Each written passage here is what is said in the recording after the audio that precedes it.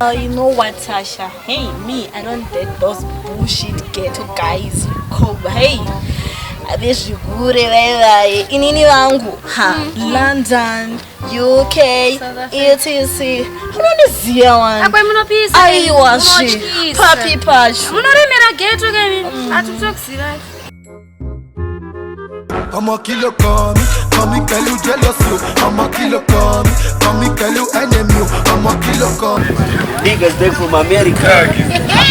Thug life. That's what about America.